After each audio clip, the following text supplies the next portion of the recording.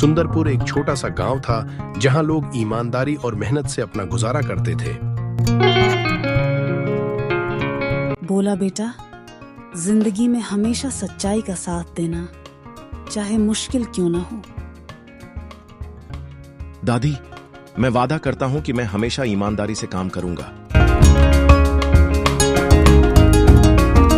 भोला ने तय किया कि वह काम ढूंढने के लिए गांव से बाहर जाएगा। अभी तो बस एक काम ढूंढना है जिससे घर का गुजारा हो सके।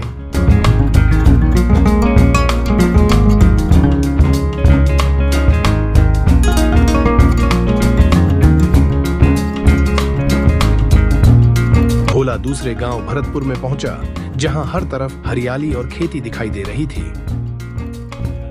भोला एक बड़ी सी हवेली के पास पहुंचा, जहां ठाकुर तेज प्रताप बैठे थे। नमस्ते ठाकुर जी, मैं सुंदरपुर गांव से हूँ। मेरा नाम भोला है, काम की तलाश में आया हूँ। अच्छा भोला, मेरे पास काम है, पर ये काम थोड़ा मुश्किल है। क्या तुम कर पाओगे? जी ठाकुर जी, मैं कोई भी काम करने के लिए तैयार हूँ। चलो आओ मेरे साथ।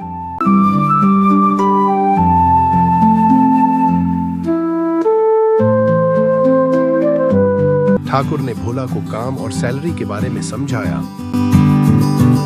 ये खेत 10 एकड़ का है, पूरा साल काम करोगे, सैलरी 500 रुपए और 2 टाइम का खाना मिलेगा। ठाकुर साहिब, मैं यह काम पूरी ईमानदारी से करूंगा। एक छोटी सी झोपड़ी भी रहने के लिए मिल जाए तो शुक्रिया होगा। तुम उसकी टेंशन मत लो। भोला अपनी नई झोपड़ी में रहकर खेत में काम शुरू करता है। अब मेहनत से काम करूंगा और अपने लिए पैसा कमाऊंगा।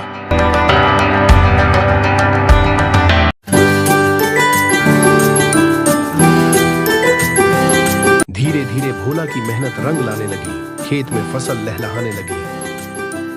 वाह, मेरे काम से फसल इतनी अच्छी हो गई। ठाकुर तेज प्रताप भोला की मेहनत से खुश हो गया। भोला, तुमने दिन रात खेत में मेहनत करके फसल इतनी अच्छी कर दी, अब तुम्हारी सैलरी 1000 रुपये होगी। शुक्रिया ठाकुर जी।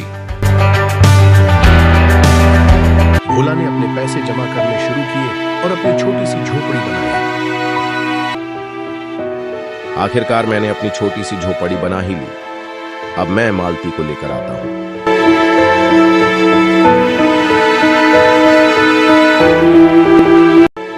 मालती सो रही होती है और भोला उसके घर आ जाता है।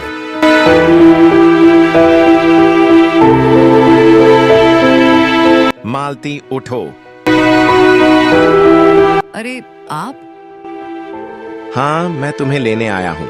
चलो मेरे साथ हमारे नए घर में। क्या हमारा नया घर? हाँ, हमारा नया घर। चलो, जल्दी चलो मेरे साथ, मैं तुम्हें दिखाता हूँ।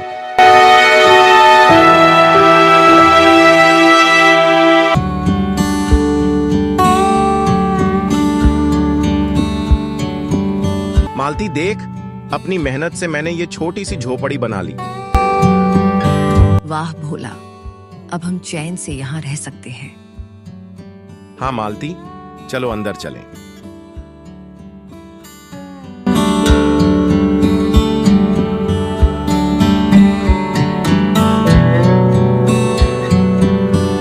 अब भोला और मालती खुशी से रहने लगे। खुशी के बीच मालती के दिल में एक राज छुपा था, जिसका भोला को अभी पता नहीं था।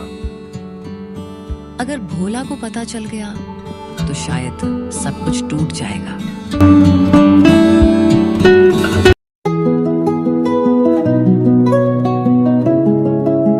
मालती के साथ कुछ दिन गुजारने के बाद भोला ने सोचा कि खेत के साथ एक और काम शुरू करे, ताकि आमदनी बढ़ सके। दोनों घर जा रहे होते हैं, तभी रास्ते में दोनों रुक जाते हैं। मालती, मैं सोच रहा हूँ एक छोटी दुकान खोलूं। लोगों को सामान यही मिल जाएगा और हमारी आमदनी भी होगी। भोला, तुम्हारी सोच बहुत अच्छी है। मैं तुम्हारे साथ हूँ। छोटी सी दुकान भी हमारा सपना बन जाएगी। तू साथ है, बस अब कुछ भी नामुमकिन नहीं लगता। भोला इतना कहता है और मालती हंसने लगती है। फिर दोनों वहां से रवाना हो जाते हैं।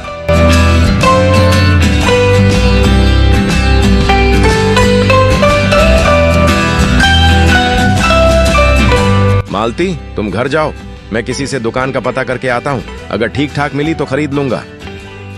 हाँ ठीक है भोला, जाओ। मुझे पूरी उम्मीद है तुम्हें मिल जाएगी।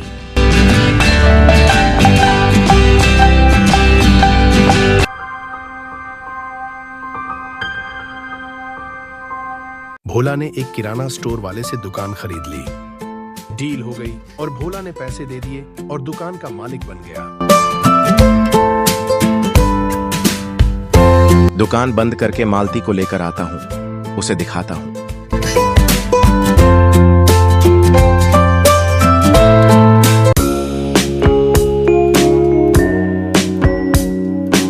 मालती, मैंने दुकान खरीद ली है किराने की।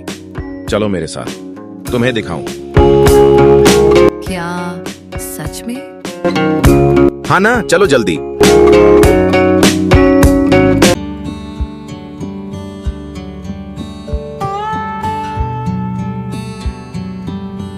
मालती रुको, मैं दुकान खोल के दिखाता हूँ। अरे भोला, आपने तो कमाल कर दिया। हम दोनों रोज दुकान खोला करेंगे। ठीक है मालती। मालती देखना, ये दुकान एक दिन हमारी जिंदगी बदल देगी। हाँ भोला, तुम्हारी मेहनत रंग लाएगी।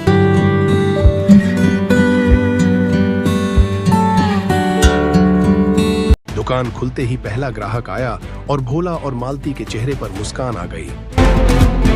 भैया 1 किलो चावल देना। जी बिल्कुल, ये लीजिए। भोला की दुकान पहले दिन से ही चलने लगी, लेकिन ये देखकर ठाकुर के दिल में जलन भर गई।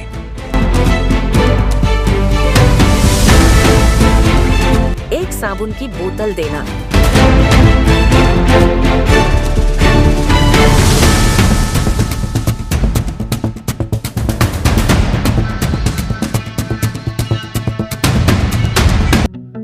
रात हो गई और भोला और मालती ने दुकान बंद कर दी और अपने घर की तरफ रवाना हो गए।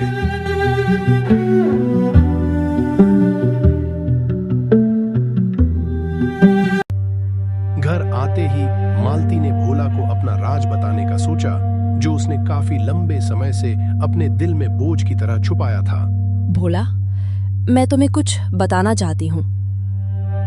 हाँ हाँ मालती बोलो, क्या बताना है तुमने? भोला, मेरे परिवार पर पुराने कर्ज का बोझ है। मैंने तुमसे छुपाया था, वो कर्ज अब तक चुकाना बाकी है। क्या कहा? तुमने मुझे पहले क्यों नहीं बताया? डर लगता था। मुझे लगा तुम मुझ पर बहुत गुस्सा हो गए। भोला ने मालती को तसल्ली दी और कहा, मालती, तुम मेरी पत्नी हो, तुम्हारा बोझ मेरा बोझ है। मैं यह कर्ज चुका दूंगा, चाहे जितनी मेहनत क्यों ना करनी पड़े। भोला, तुम बहुत अच्छे हो। भोला ने अपनी दुकान के साथ साथ खेती फिर से शुरू कर दी। मालती दुकान संभालती और भोला खेती करता था।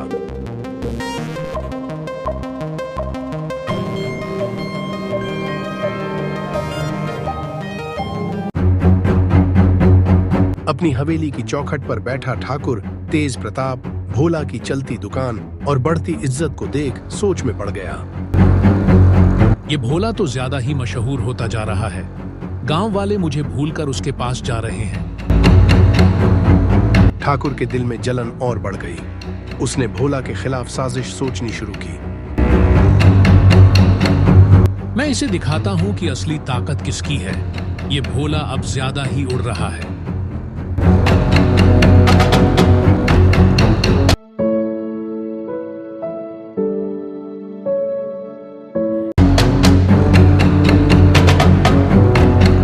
अगले ही दिन भोला की दुकान में अचानक आग लग गई। गांव वालों ने समझ लिया कि यह एक हादसा है।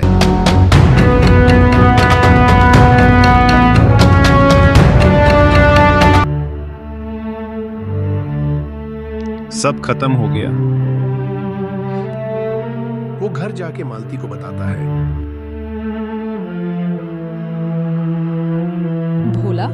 क्या हुआ? आप इतनी जल्दी आ गए और उदास क्यों हैं? सब खत्म हो गया। आप रो क्यों रहे हैं भोला? हुआ क्या है? आप बताइए। भोला मालती को सब बताता है कि क्या क्या हुआ और कैसे आग लगी।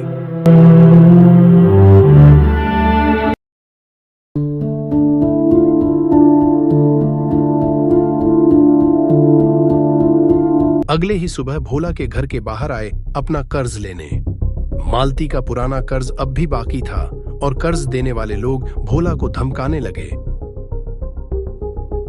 भोला, अगर तुमने अगले महीने पैसा ना दिया तो अंजाम बुरा होगा। मैं कुछ न कुछ जरूर करूंगा। ठीक है, इस बार आखिरी मौका दे दिया। अगली बार पैसे तैयार रखना।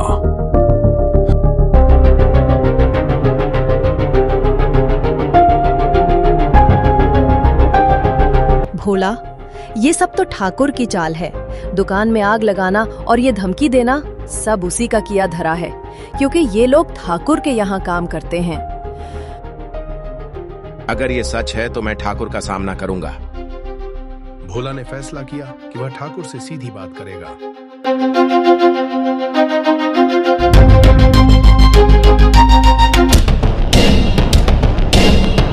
भोला ठाकुर के घर जाता है और कहता है, ठाकुर जी, मुझे आप पर शक है।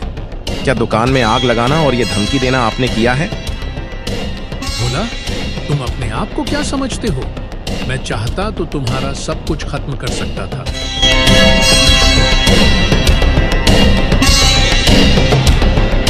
क्या भोला सच्चाई जान पाएगा? क्या मालती अपना राज खोल पाएगी? और ठाकुर की चाल का अंजाम क्या होगा? ये सब अभी बाकी है। पार्ट 2 तभी आएगा जब इस वीडियो पर 100 कमेंट्स पूरे होंगे।